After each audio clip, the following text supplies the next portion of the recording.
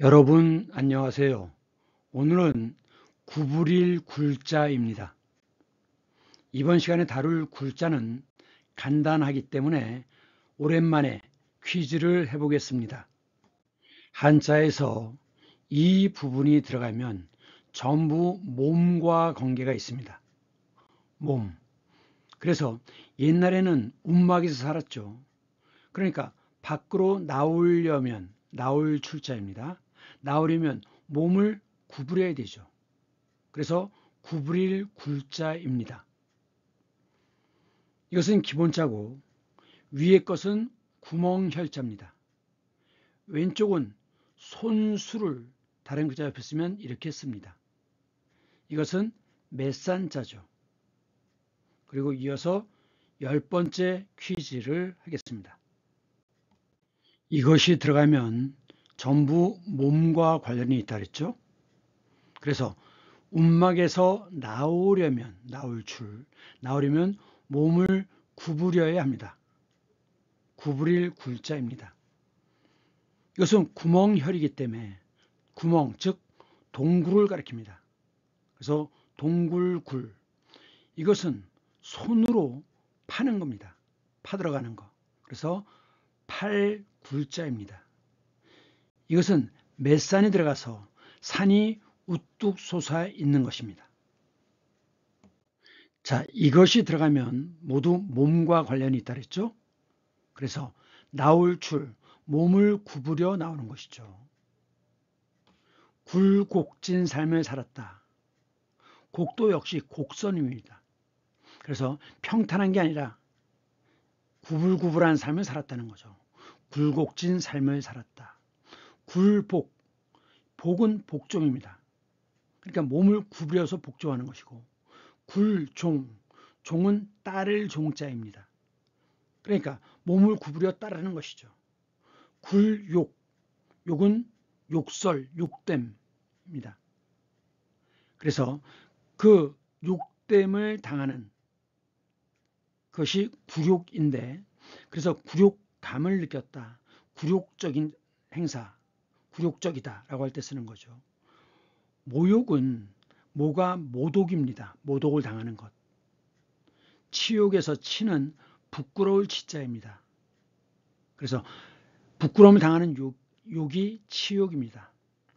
굴지의 기업이라고 하는데 오른쪽은 이것은 지, 머리 지죠. 그래서 구지가 거부가 머리를 내어라. 그런데 중심이라는 뜻도 있죠. 그래서 논설문에서 주장하는 중심이 논지이죠. 왼쪽에 손이 들어가면 손가락지입니다. 손가락지. 그래서 손가락으로 구부린다. 즉 손가락으로 꼽는다는 거죠. 그래서 굴지의 기업이다. 손가락 안에 드는 기업이다. 이런 얘기예요. 굴광성, 햇빛을 보고 따라가는 성질이죠. 자, 여기 지금 해바라기가 있습니다. 지금 해가 어디에 떠 있나요? 예, 이 앞쪽에 떠 있죠. 지금 해바라기가 전부 다 한쪽 방향을 향하고 있잖아요. 이것이 바로 굴광성입니다. 해를 따라가는, 해를 보면 구부리는 성질. 이것을 향일성이라고도 합니다. 해를 향한다는 뜻이에요. 그래서 왜 해바라기입니까? 해를 바라보며 따라다니기 때문에 해바라기입니다. 이 해바라기를 한자로는 향일화라고 하죠. 화는 꽃화. 그래서 해를 바라보는 꽃 또는 여수의 향일암이라고 있습니다. 그러니까 그 여수 앞바다는 막힌 것이 없는 바다가 보이죠. 동쪽으로. 그래서 해를 맞이하는 암자다. 암자라는 건 작은 절을 암자라고 합니다. 방이 한두 개밖에 없는 작은, 원래는 스님들이 따로 떨어져 나와서 수행하는 공간이 암자입니다. 어쨌든 여수의 향일암이 유명해요. 그 다음 굴절률, 이렇게 꺾이는 것이 굴절이죠. 그래서 원래는 이쪽의 밀도와 이 물체의 밀도가 다르기 때문에 이렇게 밀도가 다를 때는 이것이 꺾입니다. 굴절되죠. 재밌는 건 다시 원래 이쪽과 밀도가 양쪽이 같을 때 꺾어져 나올 때도 다시 꺾어지는데 이것이 완전히 평행입니다. 사실 이 한자는 율로 읽거나 비율, 률로 읽는데 율이냐 률이냐는 한국어에서 굉장히 어려운 문제예요. 일단 여러분들은 굴절 율이 아니라 굴절 률이다라고 이해해야 기억해야 됩니다. 그 다음 이쪽은 자 이게 뭐처럼 보이나요? 항아리죠. 항아리를 지금 이렇게 반으로 자른 겁니다. 이것이 지금 머리고 등뼈가 있고 다리, 골반이 있고 다리가 있죠. 이렇게 몸을 구부려서 묻는 것을 굴장이라고 합니다. 이 굴장은 다시 태어나는 것, 즉 환생을 기대하면서 아기가 엄마 뱃속에 있을 때 모습을 닮은 거죠. 그래서 자궁 속의 모습이에요. 이 아제르바이잔은 어디에 있는 거냐? 자, 이쪽이 터키입니다. 밑에 그럼 에게해죠. 에게해, 마르마라해, 보스포러스 해협, 흑해, 카스피해 이렇게 되는데 여기가 조지아라는 나라입니다. 조지아. 그리고 여기가 아르메니아. 여기가 아제르바이잔이에요. 이 아제르바이잔은 가장 오른쪽 흑해 쪽에 바쿠라는 도시가 있습니다. 바쿠. 석유가 엄청 많이 묻혀 있는, 석유를 많이 채굴하고 있는 석유의 도시죠. 그러니까 이쪽에 있는 항아리 속에 묻은 시체인데 이렇게 항아리를 옹이라고 하죠. 옹.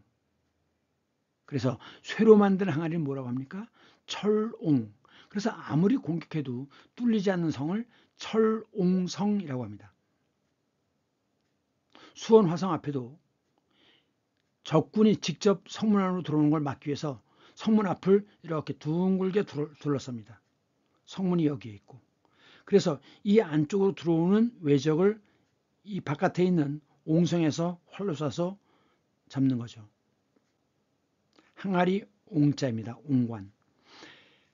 그런데 이런 그 환생을 기대하면서 그 장례를 치르는 경우가 많죠. 이집트의 경우에 미랄 만들지 않습니까? 그 이집트의 통치자 파라오의 무덤, 즉 환생을 기다리는 무덤, 그게 피라미드 아닙니까? 그러면서 그 이집트는 그 파라오가 아니더라도 이 미랄을 많이 만들었습니다. 심지어는 개나 고양이 이런 동물의 미랄을 만들기도 했습니다. 지금 이것은 페루 잉카 문명 지역입니다. 페루 리마 부근에 있는 박물관인데 지금 이것이 항아리 모습이에요. 그래갖고 이 속에 시체를 넣는데 시체를 이렇게 구부려서 넣습니다. 옹관처럼 시체를 다리를 접어서 구부려서 안에다 넣어요. 결국 이것도 환생을 기대한다는 거죠.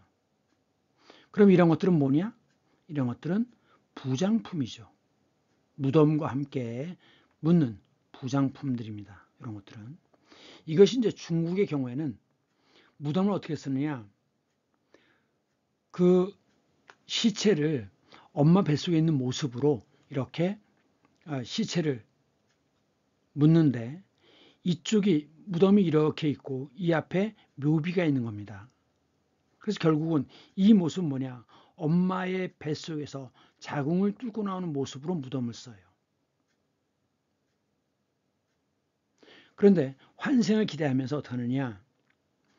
죽은 사람의 입을 벌리고 옥으로 매미를 깎아서 입안에 그 매미를 집어넣는다고 합니다. 이 중국에서 옥은 환생의 상징이에요. 그렇기 때문에 중국에서 비싼 옥은 다이아몬드보다도 더 비싸죠. 가장 고가입니다.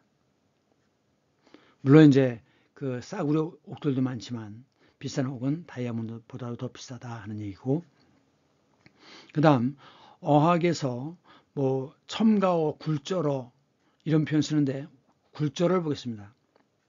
굴절된다는 거죠. 뭐가?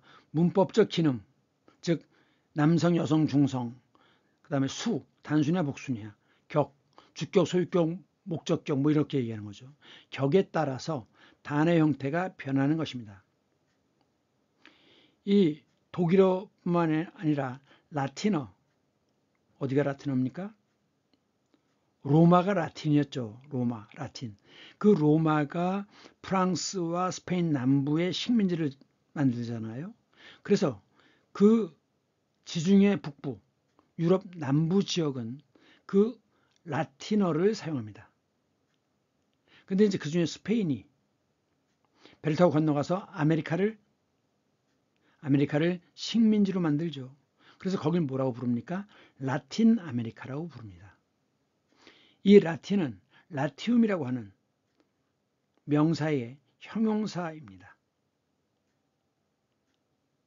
그 다음 인도어.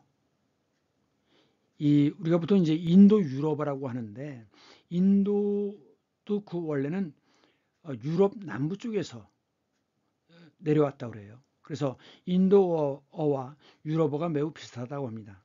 그래서 인도 유럽어 이렇게 얘기하는데, 자, 예를 들면 독일어에서 정관사가 있죠.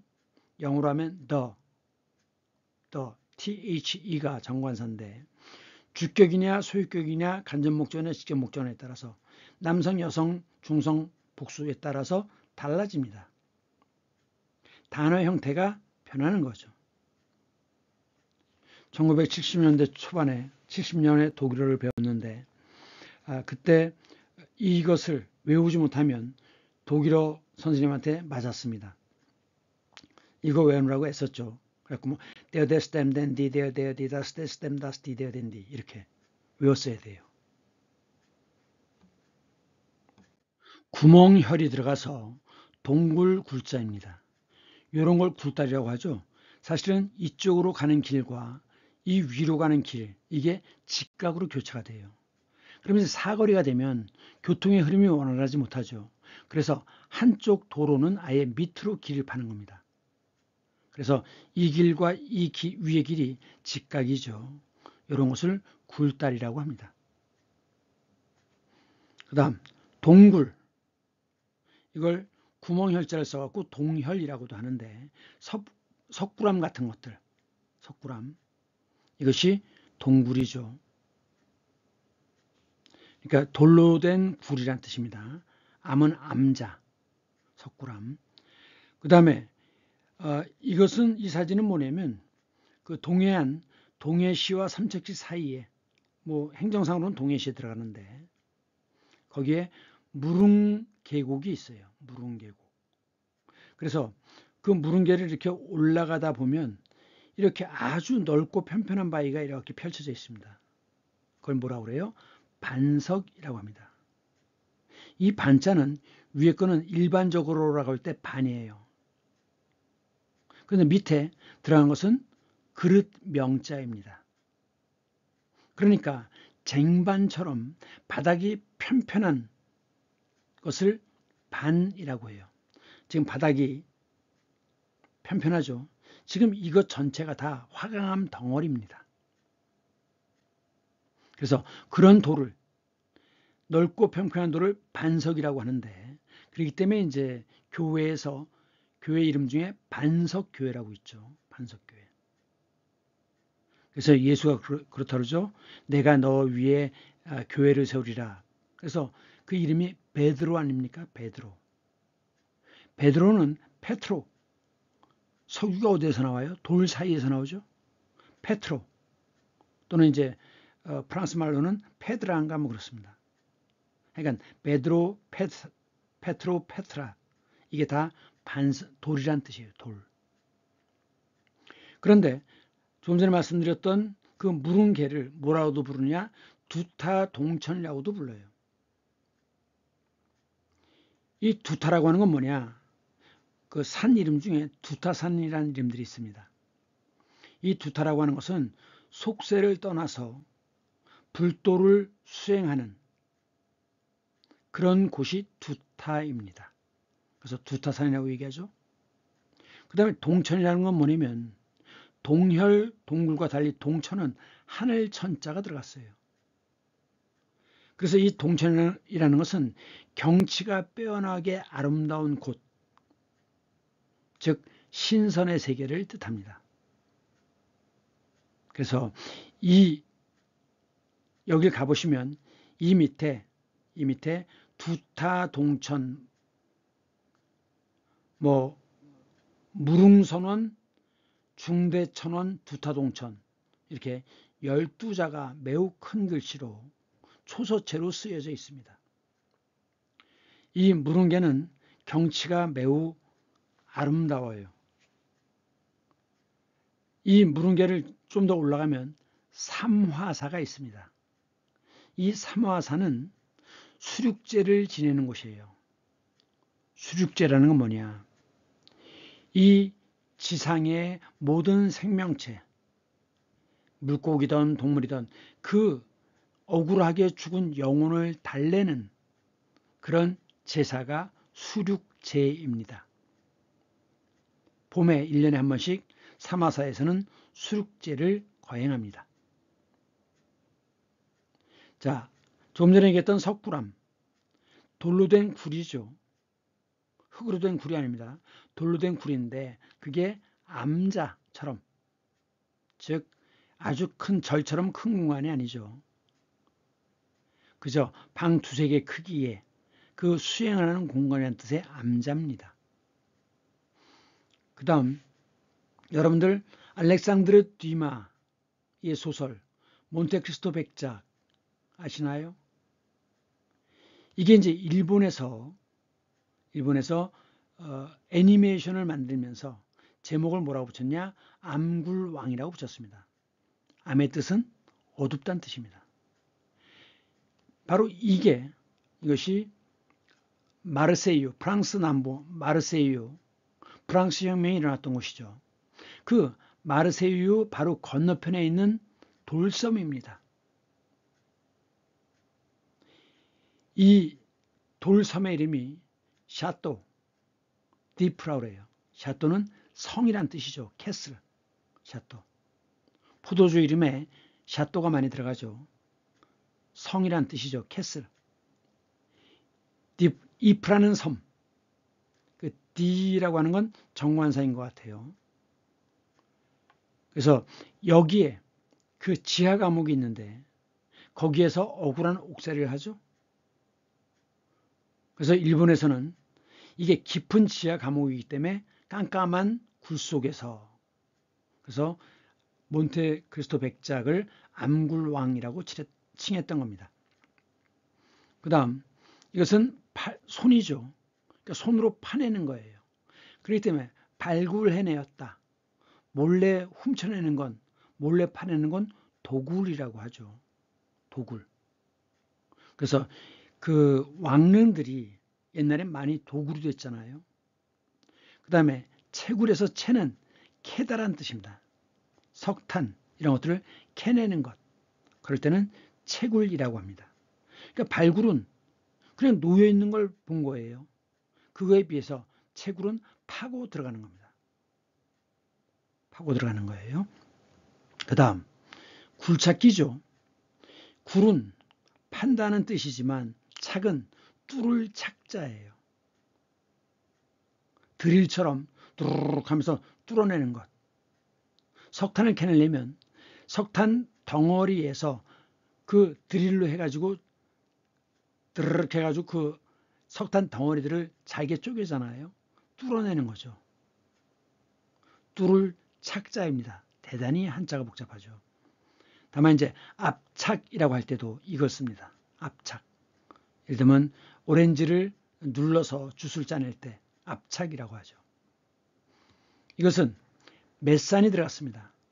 그래서 산이 우뚝 서 있는 거예요. 중국 굴기라는 말을 시사용어에서 볼 수 있습니다. 기는 일어날 기자죠. 그러니까 중국이 다시 우뚝 일어선다는 거죠. 사실은 17세기 정도까지만 해도 중국은 세계에서 가장 막강한 나라였습니다. 그랬는데 중국의 발명품 나침반과 화약, 이것이 유럽으로 건너가서 그 유럽인들이 배를 만들어 가지고 나침반을 이용해서 화약을 싣고 와서 중국을 두드려 부시죠. 그래갖고 중국은 폭망한 나라가 됐는데, 예를 들면 아편전쟁의 경우에도 사실은 영국, 프랑스 같은 나라보다도 어쨌든 청나라가 훨씬 더 국력이, 재물이 막강했거든요. 그런데도 왜 얼마 안 되는 영국과 프랑스 군대에게 패배했느냐? 그 당시 청나라에서 무기를 구입을 했는데, 어쨌든 유럽과 맞서야 되니까 무기를 구입했는데, 화약 같은 경우에는, 대포알 같은 경우에 이게 대포를 쏘면 나가야 되잖아요. 대포알 속이 텅텅 비었답니다. 화약이 없었대요. 그러니 당연히 패배할 수밖에 없죠. 나라가 썩으면 결국은 몰락하는 겁니다. 어쨌든 그 청나라 이후에 다시 중국은 우뚝 일어서겠다는 거죠. 굴기, 우뚝 일어서겠다. 근데 이제 중국은 그 미국의 포위 전략에 계속 당해왔어요. 그러니까 중국이라는 나라가 있으면 그 사방을 미군 기지를 세우죠. 그래갖고 중국이 바깥으로 못 나오게 합니다. 그 미국의 포위 전략, 그러면서 이 미국은 자기들이 세계 경제를 좌지우지하기 위해서 어떤 나라든 자기들의 경제력의 50% 가까이 되면 그 나라를 꺾어뜨려 버립니다. 그래서 일본 같은 경우도 한창 잘 나가다가 플라자 합의에 의해서 환율을 급격히 절하함으로써, 그래가지고 그때부터 일본은 잃어버린 30년을 지나서 40년에 지금 접어들어가는 거죠. 어쨌든 미국도 중국이 점점 급속히 커지니까 이것을 막아야 되는 거죠. 그래서 포위 전략을 쓰고 있는데, 이것을 뚫기 위한 중국의 전략이 뭐냐? 1대1로입니다. 원벨트 원로드인데, 그 옛날에 실크로드처럼 하나의 길을, 사회 기반 시설을 다 투자합니다. 다른 나라에. 물론 돈을 빌려주고 뭐 이렇게 하지만. 그래가지고 그쪽에 실크로드를 통해서 교육을 했던 것처럼 이 길을 통해서 다른 나라와 설린 우호 관계를 맺어요. 그래갖고 이 미국의 포위 전략을 탈출하려고 하는 것이죠. 그래서 그 사회 기반 시설, 인프라를 만들어주면서 또 한편으로는 은행을 만들어가지고 돈을 빌려줍니다. 물론 여기도 문제는 많이 있죠. 그래서 이 1대1로 사업과 인프라 투자 은행을 만들어갖고 이 미국의 포위 전략을 뚫으려고 하는 거예요. 그러면서 이제 2000 몇 년이 되면 우리도 다시 과거의 중국의 영광을 되찾을 것이다. 그게 바로 중국몽이죠. 여기서는 꿈이 아니라 추구한다는 이데올로기란 뜻으로 봐야 됩니다. 자, 오랜만에 한자 퀴즈입니다. 고조부, 할아버지의 할아버지가 고조부죠. 증조부는 아버지의 할아버지. 그러니까 증조부는 고조부의 아들입니다. 높을 고자를 쓴다는 걸 생각해야 돼요. 그래서 가장 높은 게 고조부입니다. 정답은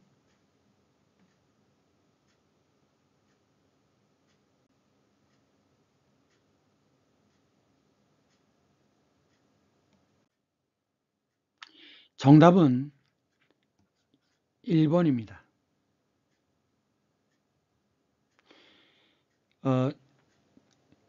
퀴즈 방식을 이제 좀 바꾸려고 하는데, 어떻게 바꾸느냐? 한자의 85%가 형성입니다. 그래서 변과 부의 뜻을 알면 한자를 익히기가 매우 쉽습니다. 그래서 앞으로는 형성의 원리에 의해서, 형성이란 형은 모습 형자니까 모습이란 뜻입니다. 성은 소리 성자니까 음을 가리킵니다. 무슨 얘기냐? 자, 이것이 기본자죠. 이것이 기본자인데 고자입니다. 거기에 변이 붙습니다. 변이 붙습니다. 그러면 똑같이 고라고 읽지만 뜻이 달라지는 거예요. 이것이 형성입니다. 그래서 형성의 원리대로 퀴즈 풀이를 하겠습니다. 자, 높을 고자죠. 이것은 성문이 이렇게 있으면 그 위에 다시 누각이 있는 높은 겁니다. 높을 고자예요. 이것은 벼화자입니다. 그래서 이것은 볏집이에요. 이것은 고기 육을 밑에 쓴 겁니다. 그러니까 몸과 관련되어 있는 기름입니다. 이것은 손입니다. 막대를 들고 두드리는데 구분해야 됩니다. 같은 고자지만 이것은 가볍게 두드릴 때는 이 글자를 쓰고 힘차게 두드릴 때는 이 글자 쓰는 겁니다. 달라요. 자, 그러면 이제 이 고자를 쓰는 낱말이 뭐가 있느냐? 고가도로, 고가품, 가격이 높은 물품이죠. 고난도 기술, 고대광실, 대라고 하는 건 높고 평평한 곳이죠. 거기에 큰 집을 지었다는 거예요. 그 다음에 비행기의 고도, 그 다음에 이자가 높은 고리대금, 5만원권은 고액권이죠. 고액권. 그리고 높고 평평한 평야, 고원지대. 그래서 개마고원이 있잖아요. 그 다음 이것은 벼화가 들어갑니다. 이 옛날에 중국에서는 볏짚과 나무 껍질로 종이를 만들었어요. 그래서 이것은 글 쓰는 거와 관련이 있습니다. 그렇기 때문에 원고지. 그럼 글 쓰면 대가로 돈을 주죠. 그걸 뭐라고 합니까? 원고료라고 해요.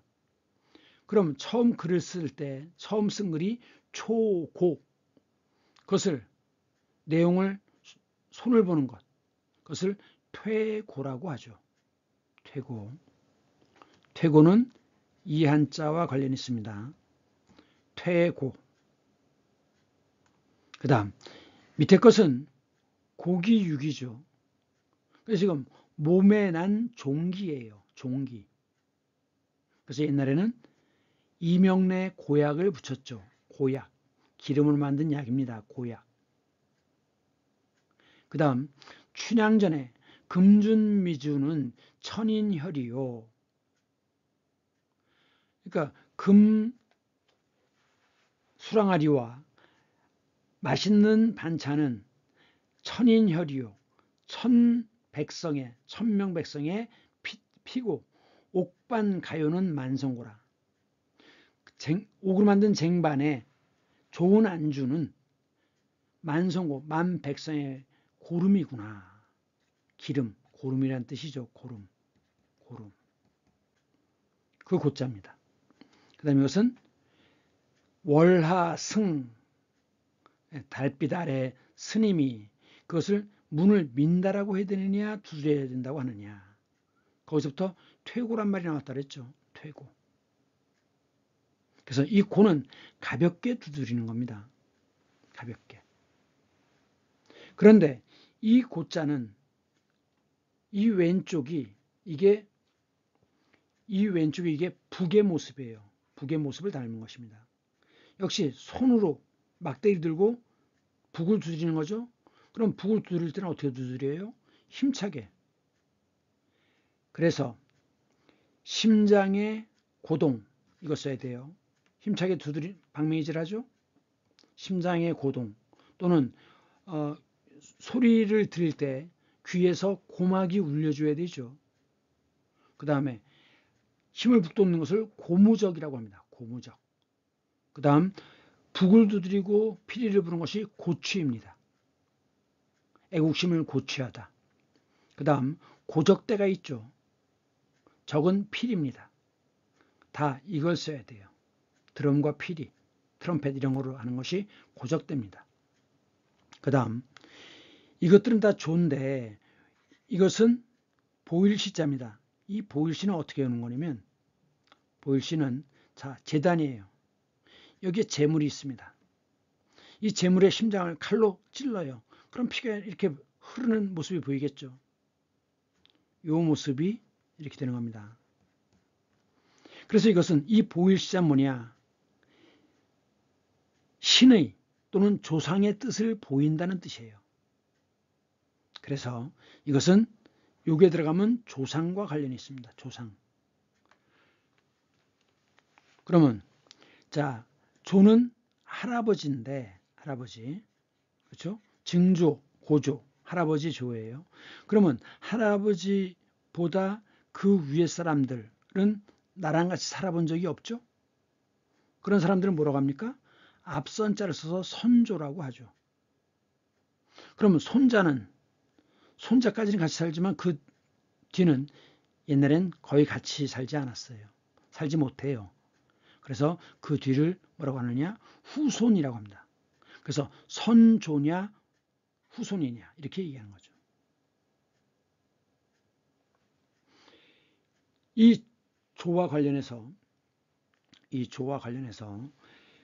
그리스의 경우에는 이제 델피 신전에서 신탁을 했죠. 그래서 이것이 바로 신탁의 결과입니다. 그리고 유목민족들의 경우에는 가장 그 유목민족한테 흔한 게 양이거든요. 양의 배를 갈라서 그 창자의 생김새를 보고서 미래를 점쳤다고 합니다. 그런 식의 경우에 자 유목민족은 양이죠. 하지만 우리는 어떻습니까? 벼농사 지역이잖아요. 그래서 우리는 뭘 합니까? 무당이 쌀점을 치죠. 쌀점. 그러니까 주변에 있는 것을 이용해서 신탁을 하는 겁니다.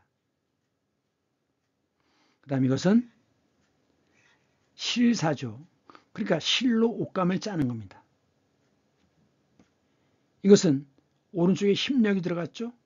그러니까 힘으로 도와주는 거예요. 이쪽은 왼쪽에 벼화가 들어갔죠. 그래서 이것은 구실입니다. 구실이라는 것은 핑계란 뜻이 아니라 여기서는 세금입니다. 세금을 구실이라고 했어요. 그래서 조금과 세금을 합해서 조세라는 말을 쓰는 겁니다.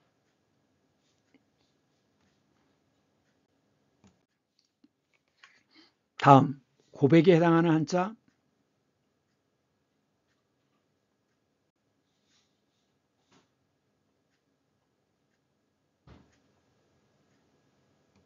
정답은 1번입니다. 이 고자는 소우자에 입과 들어갔습니다. 그러니까 뿔을 가진 소가 다가오니까 조심해라고 입으로 알려주는 거죠. 알려주는 것.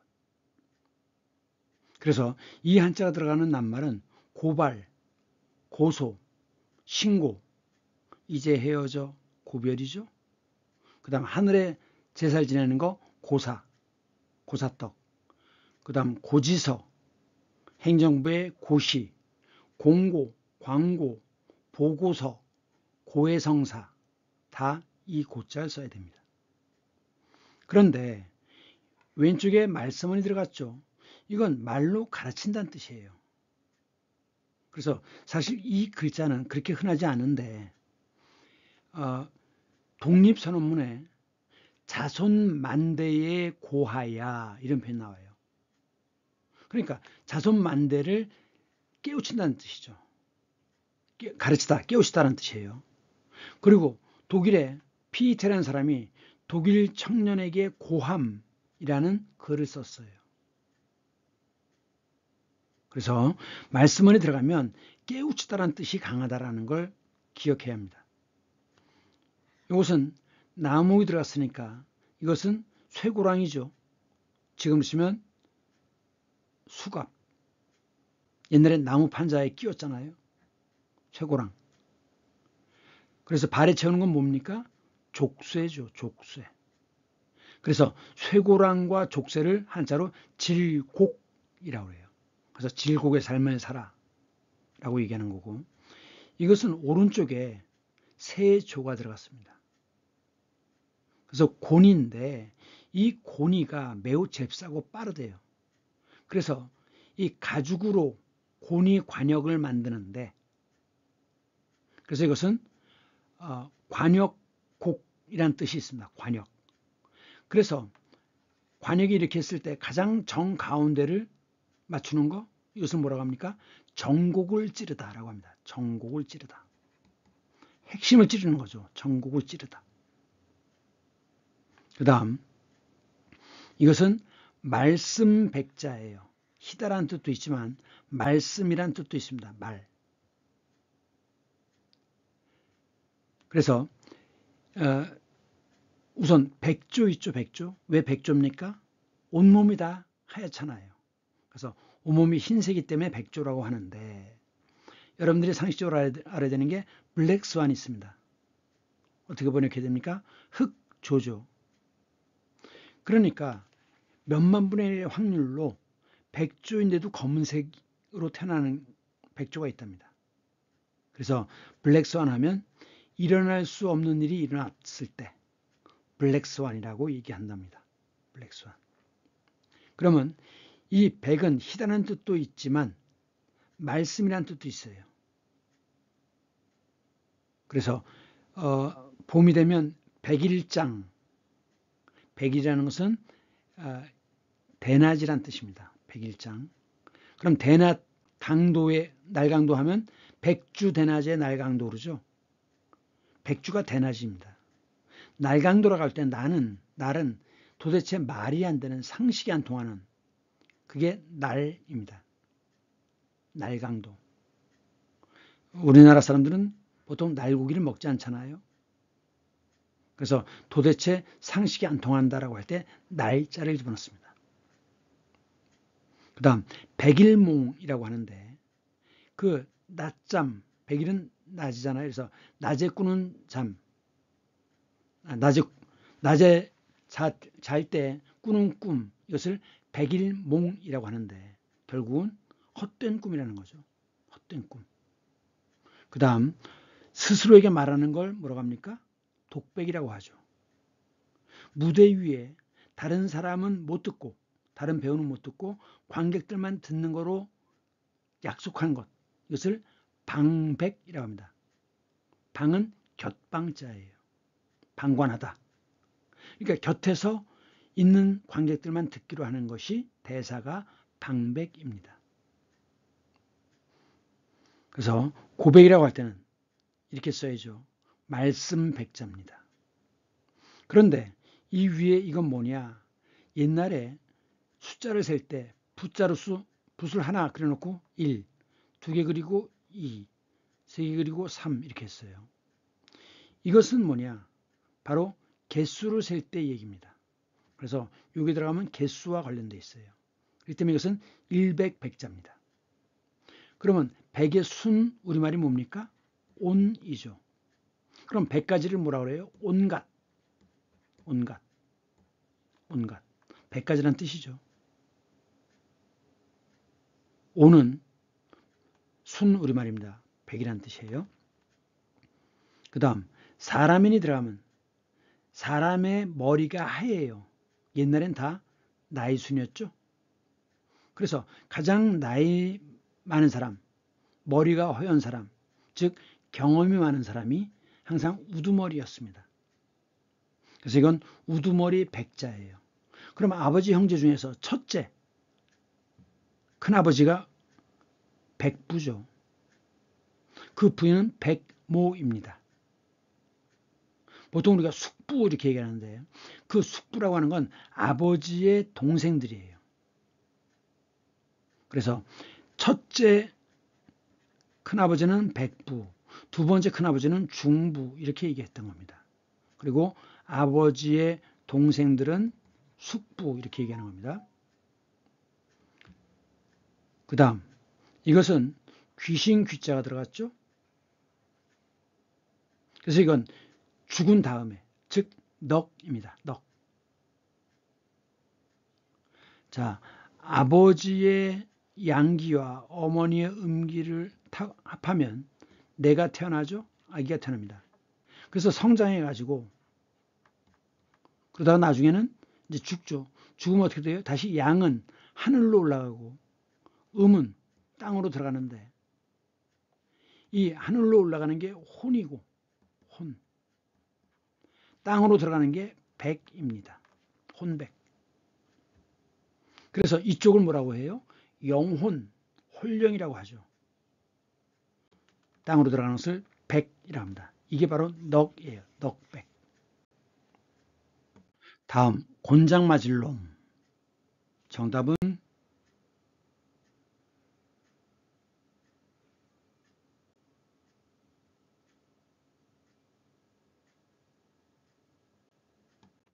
정답은 2번입니다. 자, 지금 볼기를 까고 곤장을 맞고 있죠. 이 곤자를 보면 이건 해일이고 이것은 사람들이 쭉 늘어서 있는 모습입니다. 그러니까 해 아래 늘어선 사람들, 그래서 많다는 뜻입니다. 나무목이 들어갔으니까 당연히 몽둥이죠. 몽둥이. 맷산이 들어가면 산 이름이죠. 어떤 산? 곤륜산. 그런데 삼수변이 들어가면 물에 섞이는 거잖아요. 이때는 곤이 아니라 혼이라고 있습니다. 그래서 혼잡, 혼합이라고 하는데, 예를 들면 모래와 설탕이 섞이면 혼합이죠. 섞이는 거예요. 그런데 화합은 다르죠. 화합은 성질이 바뀌는 겁니다. 그래서 수소 2개와 산소 하나가 합해지면 전혀 다른 성질인 물, 불을 끄는 성질이 생기죠. 그것은 화합이고, 바뀔 화자를 써야 됩니다. 화합, 바뀐다. 그냥 단순히 섞여 있는 것은 혼합입니다. 그 다음에 이것은 어른 장자인데, 나이 든 사람이 지팡이를 짚고 있는 모습이에요. 그래서 장인 어른 그러죠. 장인. 여기에 나무목이 들어가면 나무로 만든 몽둥입니다. 그래서 곤장 둘 다 나무목이 들어가야 되죠. 그런데 요거는 장이라고 읽지만 기본자가 다르죠. 이것은 뭐냐? 양자입니다. 양. 해가 햇빛이 이렇게 사방으로 내려쬐는 모습이에요. 어쨌든 거기에 고기육이 들어갔죠. 왼쪽은 고기육, 오른쪽은 달월. 왼쪽에 고기육이 들어갔으니까 몸과 관련이 있잖아요. 그래서 이것은 창자 장자입니다. 그래서 소장, 대장, 맹장, 창자가 없는 동물, 강장동물. 그 다음에 창자를 자르는 듯한 아픔, 단장의 메아리 고개 할 때 그 단장, 창자를 자르는 이란 뜻이에요. 그 다음 아주 구불구불할 때 구절양장이라고 하죠. 양의 창자처럼 구불구불한. 그런데 여기는 왼쪽에 흑토가 들어갔습니다. 그래서 이건 땅과 관련이 있어요. 그렇기 때문에 장소, 장터, 공장, 야구장, 난장반 할 때 난장. 원래 난장은 뭡니까? 보신각 앞쪽에 쭉 종로를 따라서 육의전이 있었죠. 근데 그 앞에, 가게 앞에 그 보따리 풀어놓고서 마구 물건을 팔아요. 그런 게 난장입니다. 그렇기 때문에 그 종로 시전 상인들이 관청에다가 고발을 해가지고 그 육의전에게 금 난전권을 줍니다. 그러니까 그 난장을 금지시키는, 막을 수 있는 권한을 주는 거예요. 그것이 금난전권입니다. 투르크, 돌궐이, 동돌궐은 중국에 흡수되고 서돌궐은 계속 서쪽으로 초지를 찾아서 이동하죠. 그래갖고 중앙아시아까지 온 다음에 그 다음에 그 아랍 세력에 흡수되면서 무슬림으로 바뀝니다. 그러면서 계속 서쪽으로 진행을 해서 오는데 그래서 세운 나라가 셀죽 터키입니다. 셀죽 터키도 상당히 막강한 나라였는데 그러나 신이 보낸 저승사자 몽골에는 당할 수가 없죠. 그래갖고 셀죽 터키가 멸망합니다. 그 셀죽 터키 한 부족이었던 부족 장 우두머리였던 오스만 가지라는 사람이 부르사 이곳을 토대로 나라를 세워요. 그래서 그 나라 이름이 오스만 터키가 되는 겁니다. 그래서 이 부르사라고 하는 것은 오스만 터키의 첫 수도예요. 지금 이것은 오스만 터키의 첫 수도인 부르사에 여기가 실크 로드의 종착지거든요. 거기에 큰 시장이 형성됩니다. 그게 뭐냐? 코자한이에요. 코자는 누에고치란 뜻이고 한은 여인숙이란 뜻입니다. 자, 여인숙과 여행하는 사람이 머무는 곳, 여인숙이죠? 그러면 여인숙과 여관의 차이가 뭡니까? 여인숙은 같은 방, 한 방에 여러 사람이 같이, 모르는 사람이 같이 그 방을 나누어 쓰는 거예요. 그것이 여인숙입니다. 우리로 치면 주막이죠. 주막. 그래서 옛날에 우리나라 주막은 추운 겨울에는 따뜻한 아랫목은 높은 양반이, 문 쪽은 평민이 차지하고서 잠을 잤습니다. 그게 여인숙이에요. 어쨌든 코자한인데 그 실크로드를 따라서 여기까지도 이제 누에고치가 전래가 되죠. 그러면서 중국에서 온 실크, 그다음 도자기 이런 것과 함께 자기들도 생산했다고 합니다. 자, 요게 아치죠. 요 아치는 뭐냐면 여기에서 이쪽으로 원을 그려요. 이쪽 끝에서 이쪽으로 원을 그려요. 그리고 이쪽 바깥에서 또 원을 그리고 원을 그려서 이런 모양이 나오는 겁니다. 이 아치도 종류가 굉장히 많아요. 그러니까 독특한 모양의 아치이고 거기에 코자한이라고 하는 이름이 붙어 있죠. 일로 가면 이제 여기가 2층이고 아래층으로 내려가면 안쪽으로 들어가면 이쪽으로 해서 계단을 통해서 이 밑으로 내려옵니다. 이게 말하자면 코자한 시장의 안뜰이죠. 그런데 이것은 뭐냐? 이것은 관청이에요. 어쨌든 관리들이 세금을 걷어야 되잖아요. 그래서 이것은 이 코자한을 관리하는 관청입니다. 근데 요 위에 있는 것은 요건 돔이죠, 돔. 근데 이 돔은 다 뭐로 만드느냐? 납으로 만듭니다. 왜? 납이 가공하기가 편하거든요. 그래서 이제 로마 시대 때 그 납이 가공이 편하니까 수도관을 전부 납으로 만들었죠. 그래서 로마 사람들은 그 납 중독 때문에 평균 수명이 30대 초반이었다고 하는 거 아닙니까? 그러니까 돔은 납으로 만들었다는 겁니다. 그래서 이 안에 이제 그 관청의 안뜰이 되는데 여기서 뭐 재판도 열리고 뭐 이런 여러 가지를 했겠죠. 그리고 이것들은 다 가게들입니다. 돌아가면서. 그런데 이 부르사에서는 손님이 일단 들어가면 그 가게 주인이 먼저 홍차부터 시켜요. 그래갖고 물건을 사든 안 사든 무조건 홍차를 한 잔씩 돌립니다. 자, 오늘은 여기까지 하겠습니다. 수고 많으셨습니다. 다음 주에 다시 만나요.